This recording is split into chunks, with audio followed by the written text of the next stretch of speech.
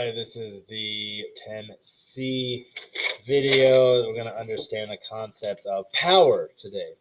So let's see the agenda. We have the Big Mac Challenge and introduce power. And for any of the other announcements on the assignments, just check the introductory video. The big question for today is why can't you jump to the top of Mount Everest? So there will be two codes. There'll be a written and verbal code in each of these videos. Each code will be 3 numbers. You need the codes in order to move on with the assignment. Just write what's in green. This will be checked for your notebook. And this is the video 10C written code. It is 229. All right. So here's a question. What does it mean in physics to be powerful? So power measures how fast work is being done. If something has a lot of power, it means that it does a lot of work in a small amount of time. Power is a ratio of work done to the time taken. So power is defined to be how fast work is done and is measured in the units of watts. Now, what is a watt? If you raise 1 Newton, 1 meter in 1 second, then you've expended 1 watt of power. So you've probably seen watt on old light bulbs, right? That means that every second that light bulb changes 60 joules of electric energy into 60 joules of light energy. The higher the wattage, the brighter the light bulb.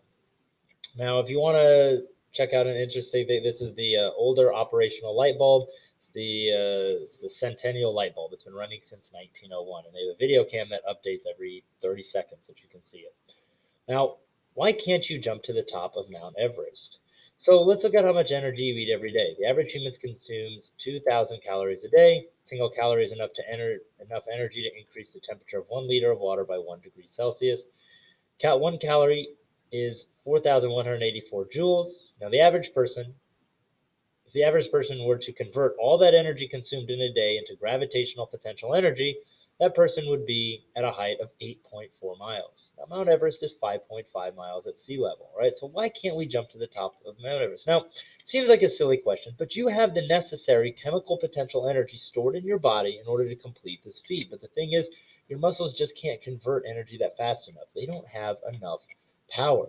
So that brings us to the Big Mac Challenge, where we're going to try to convert. We're going to see how long it would take us to burn off the chemical potential energy stored in a Big Mac by lifting a Big Mac up to our face to eat it.